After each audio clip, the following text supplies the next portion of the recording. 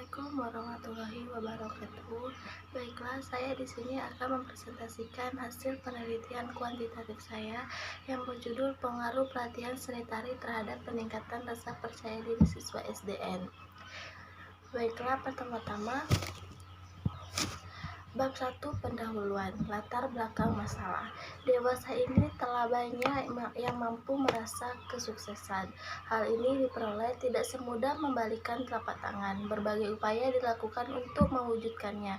Di antaranya adalah melalui karakter dan kepribadian. Pendidikan karakter sangat baik dimulai sejak dini. Berarti hal ini akan menunjukkan sebuah proses. Mengapa harus pendidikan karakter? Menurut Musfiro, pendidikan karakter merupakan salah satu usaha yang mendukung karakter peserta didik. Seluruh komponen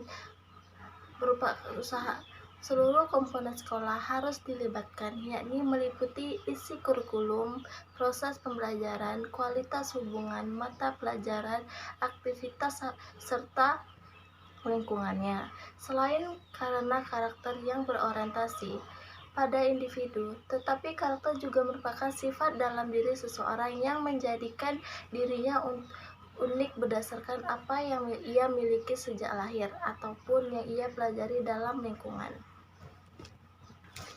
Adapun rumusan masalah di penelitian ini adalah yang pertama, bagaimana pelaksanaan seni tari siswa SD. Yang kedua, bagaimana rasa percaya diri siswa SDN. Bagaimana pengaruh pelatihan seni terhadap peningkatan rasa percaya diri. Tujuan penelitian. Yang pertama, untuk mengetahui pelaksanaan pelatihan seni tari. Yang kedua, untuk mengetahui rasa percaya diri siswa. Yang ketiga, untuk mengetahui pengaruh pelatihan seni tari terhadap peningkatan rasa percaya diri. Adapun manfaat penelitiannya yaitu yang pertama, manfaat teoritis. Hasil penelitian ini dapat dijadikan sebagai bahan informasi yang dilengkapi dengan pengetahuan dan teori-teori terkait pelatihan seni tari dan peningkatan rasa percaya diri siswa. Yang kedua, ada manfaat praktis. Pertama, bagi siswa, menambah motivasi siswa untuk tetap gigih berlatih seni tari guna untuk meningkatkan rasa kepercayaan diri. Yang ketiga, kepala sekolah. Penelitian ini diharapkan dapat mendorong semangat kepala sekolah untuk mempertahankan dan meningkatkan program pelatihan tari di sekolah tersebut. Yang C, bagi guru, menambah motivasi kepada guru untuk mengoptimalkan proses latihan tari dan tidak meremehkan rasa percaya diri. Yang D, bagi penelitian lain, dapat dijadikan sebagai referensi bagi penelitian lain sebagai bahan pertimbangan penelitian dalam meningkatkan rasa percaya diri siswa. Yang E, ada hipotesis penelitian. Fried and Ehrlichner hypothesis didefinisikan sebagai pernyataan yang merupakan terkaan mengenai hubungan dua variabel atau lebih. Hipotesis dibuat atas dasar pengetahuan yang diambil dari problematika yang timbul dari penelitian yang mendahulunya.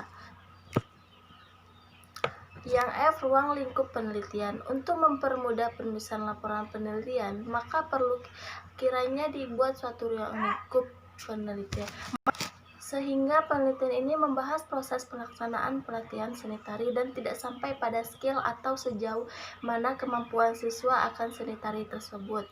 Yang G, ada orisinalitas penelitian. Penelitian yang berkaitan dengan pelatihan seni tari maupun rasa percaya diri memang bukan untuk yang pertama kalinya, karena sebelumnya sudah ada penelitian yang terkait dengan hal ini. Diperlukan adanya beberapa penelitian terdahulu untuk mengetahui keaslian sebuah penelitian. Yang H, ada definisi operasional. Definisi operasional merupakan penjelasan dua dari kata yang memiliki makna tertentu. Dalam penelitian ini, beberapa istilah dijelaskan, yaitu pertama, pelatihan seni tari. upaya yang dilakukan lembaga pendidikan untuk meningkatkan perkembangan diri anak menjadi lebih baik dan dari kondisi semula sesuai dengan tujuan pelatihan yang dilakukan secara berulang-ulang dengan mengedepankan unsur gerak tubuhnya yang diiringi irama musik, juga estetika rasa penjiwaan. Yang kedua ada rasa percaya diri. Sikap atau pandangan positif yang dimiliki oleh seorang terhadap dirinya sendiri maupun situasi yang sedang dihadapi, sehingga ia akan mudah menjalani hidup dan mudah meraih kesuksesan di depan mata. Yang ada sistematika pembahasan. Penyusunan penelitian ini mempunyai struktur dan urutan-urutan tertentu dalam menyajikannya, yaitu bagian depan atau awal. Pada bagian ini membuat sampul cover depan, halaman judul, halaman persembahan, halaman mutu, halaman pernyataan, dan kata pengantar. Dan selanjutnya kita masuk kepada bab 2, kajian pustaka. Landasan teori sebagai patokan kajian pustaka memiliki peran penting dalam penelitian. Hal ini digunakan untuk menguji kebenaran atau pustaka tersebut. Kerangka ataupun kajian pustaka merupakan pisau analisis yang akan digunakan oleh peneliti sebagai pemadu kegiatan penelitian. Jadi, penelitian akan memaparkan beberapa teori yang relevan dengan judul. Yang pertama ada pelatihan seni tari. Pengertian pelatihan seni tari. Pengertian ini didasarkan pada definisi yang dikemukakan oleh Sujana bahwa penelitian adalah upaya pembelajaran yang diselenggarakan oleh organisasi intensitas pemerintahan untuk memenuhi kebutuhan atau untuk mencapai tujuan organisasi, sehingga pelatihan dapat diartikan sebagai kegiatan yang edukatif. Yang B ada unsur-unsur seni tari. Mempelajari seni tari tidak hanya sebatas mengetahui pengertiannya saja, melainkan juga harus mempraktikkan karena tari sendiri merupakan sebuah keahlian yang tidak semua orang bisa memiliki bakat tersebut. Dengan latihan yang rutin serta niat yang sungguh-sungguh, maka setiap orang akan mampu melakukannya. Yang pertama, unsur-unsur tari yang dimaksud antara lain gerak, tenaga, ruang, dan waktu. Gerak merupakan medium pokok dalam seni tari, karena gerak merupakan syarat utama yang digunakan untuk alat ungkap dan ditangkap oleh penonton. Yang kedua, kualitas dan bobot bisa terwujud karena adanya kemampuan memanfaatkan unsur tenaga, ruang, dan waktu. Yang pertama, tenaga merupakan suatu kekuatan yang dibangun dalam gerakan tanpa menggunakan tenaga yang jelas dan tepat, maka tari yang dihasilkan bagaikan sebuah benda yang bergerak melintas begitu saja dan tidak akan menghasilkan kesan di hati penonton. Yang B, ruang. Apabila kita memperhatikan suatu penyajian tari, maka tidak akan terlepas dari gerak, tenaga, dan juga ruang. Bagaimana gerak tari dan bagaimana kedudukan penari dalam suatu panggung agar sesuai dengan gerakannya. Kesan ruang dalam panggung akan nampak dari posisi anggota badan dalam membentuk gerakan di atas panggung. Selanjutnya ada kedua, rasa percaya diri. Pengertian rasa percaya diri. Masa kanak-kanak usia lanjut yaitu usia 6-12 tahun mulai dapat mempertanggungjawabkan perilakunya sendiri, hubungannya dengan teman sebaya maupun dengan orang tua. Periode ini sangat tepat bagi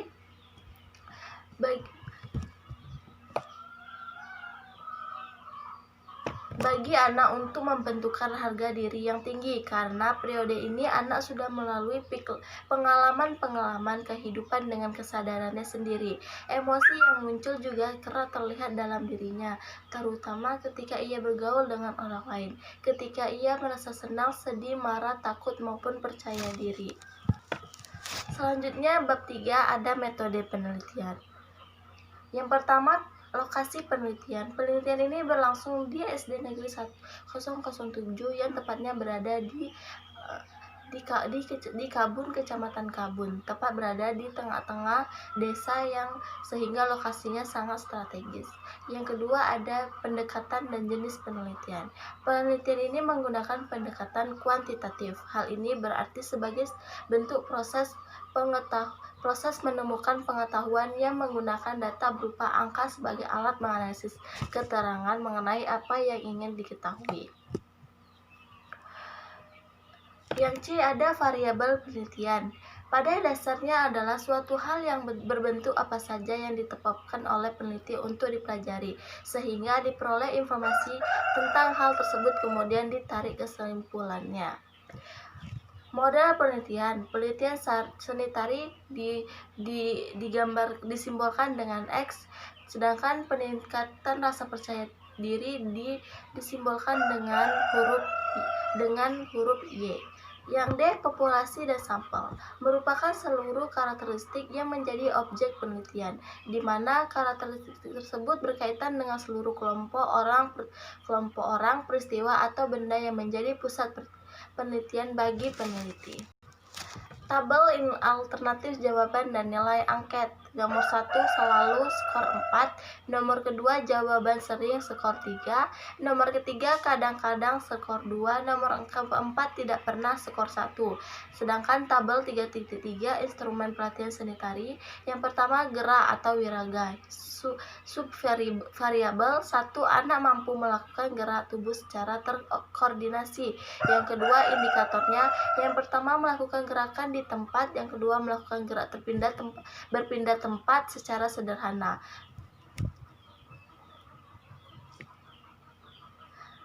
Yang kedua ada pelatih pembantu anak melakukan gerak tubuh secara terkoordinasi, melakukan gerakan tangan untuk kelenturan otot. Yang keempat membimbing anak melakukan gerak tubuh terkoordinasi. Yang kedua ada wirama. Anda mampu melakukan gerak mengikuti irama lagu, melakukan gerakan sesuai dengan irama atau lagu. Yang pelatihan mampu membantu anak melakukan gerak sesuai irama lagu, mengembangkan imajinasi kreatif. Yang ketiga ada estetik penjiwaan wirasa, mengembangkan jiwa estetika anak, mengembangkan sosial emosional anak. Teknik pengumpulan data. Metode penelitian merupakan bagian inti dalam desain sebuah penelitian, karena pada bagian inilah kita dapat mengetahui apa yang harus dilakukan dalam proses pengumpulan data di lapangan, yaitu angket kuesioner merupakan bentuk penyataannya secara tertulis yang telah disusun untuk memberikan kepada responden guna mendapat tanggapan atau informasi. Yang B, observasi, merupakan bentuk pengambilan data dengan cara pengamatan pada objek penelitian. Yang ketiga ada wawancara, merupakan teknik pengalian data dengan mengajukan pertanyaan kepada sumber terkait. Yang D ada dokumentasi. Dalam penelitian ini menggunakan file berisi data, visi dan misi serta dokumen-dokumen pendukung lainnya. Alternatif jawaban dalam angket. Pada angket penelitian ini terdiri dari skor 1-4, yakni pernyataan selalu mendapatkan skor 4, pernyataan sering mendapatkan skor 3, pernyataan kadang-kadang mendapatkan skor 2, pernyataan tidak pernah mendapatkan skor 1. Berdasarkan data penelitian ini, seni tari yang berhasil dikumpulkan dari 34 responden secara kuantitatif menunjukkan bahwa total skor tertinggi adalah 60 dan total skor terendah adalah 35. Data yang diperoleh untuk mengetahui panjang kelas interval terlebih dahulu, kemudian dijabarkan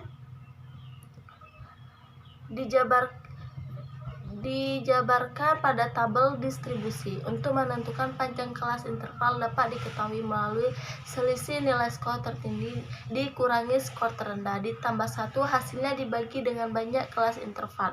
Rumus yang dipakai untuk menghitung panjang kelas interval adalah Pi X max kurang X min tambah 1 per K. Keterangan P adalah panjang interval, X min skor tertinggi, X min skor terendah, K banyak kelas. Jadi K sama dengan 1 tambah 3,3 log N. Keterangan K banyak kelas, N banyak data dapat diketahui K banyak kelas sebagai berikut. K sama dengan 1 tambah 3,3 log 34 sama dengan 6, sehingga dapat diketahui panjang kelas interval sebagai berikut. P sama dengan 60 dikurang 35 ditambah 1/6 sama dengan 26 kurang 6. 26 bagi 6 sama dengan 4,3 dan hasil banyak datanya menjadi 4. Jadi panjang kelas interval adalah 4. Selanjutnya dari data hasil analisis akan disajikan pada tabel di bawah ini.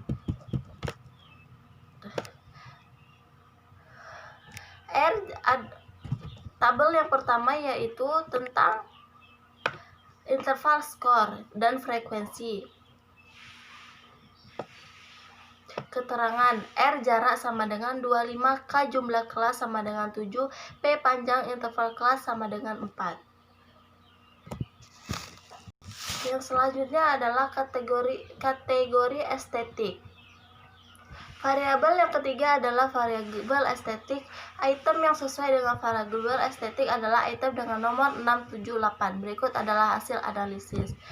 Dari hasil analisis ini menunjukkan bahwa mean variabel estetik dalam penelitian sanitari sebesar 10,3, medium MDN sebesar 10,00 dan standar deviasi sebesar 1,67. Kategorisasi dalam variabel estetik penelitian sanitari dibedakan menjadi 3 kategori, yaitu baik, cukup, dan kurang. Kategori tersebut berdasarkan pada nilai rata-rata mean atau standar deviasi dengan rincian sebagai berikut. Kategori baik apabila M tambah SD sama dengan 10,03 ditambah 1,67 sama dengan lebih besar 11,67. Kategori cukup apabila M sampai SD sampai M plus SD 10,03 kurang 1,67 sampai 10,03 tambah 1,67 sama dengan 8,36 sampai 11,67. Sedangkan kategori kurang apabila lebih kecil dari M per SD, besar 10,03 tambah 1,67 sama dengan 8,36. Kesimpulan variabel pelatihan sanitari. Setelah mengetahui data secara rinci, penelitian akan menyajikan data pelatihan sanitari secara keseluruhan. Hasil analisis deskriptif dengan bantuan program XPSS 20 for Windows yang menghasilkan data sebagai berikut.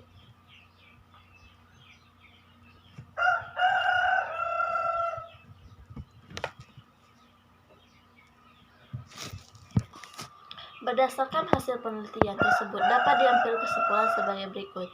Pertama, hasil penelitian menunjukkan bahwa proses pelaksanaan pelatihan sanitari dilaksanakan setiap hari Jumat pukul 13 hingga 14. Kegiatan ini dilatih oleh seorang yang profesional bernama Ibu Patricia yang mana beliau selalu berusaha mengajarkan teorian-teorian dengan telaten kepada siswanya.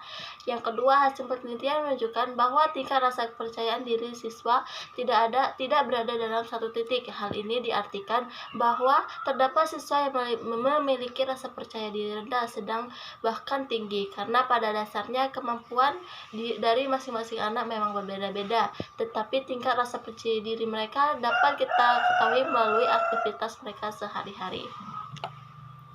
Yang ketiga, hasil penelitian menunjukkan bahwa terdapat pengaruh pelatihan sanitari terhadap peningkatan rasa percaya diri siswa. Pengaruh diantaranya adalah siswa menjadi lebih antusias ketika mengikuti pelajaran di dalam kelas. Siswa lebih mudah bergaul dengan siapa saja, serta tidak hanya pembentukan fisik yang mereka dapatkan, tetapi juga perkembangan mental atau estetik. Baiklah, demikian hasil presentasi saya tentang penelitian kuantitatif saya. Saya akhiri, wabillahi taufiq wal hidayah. Assalamualaikum warahmatullahi wabarakatuh.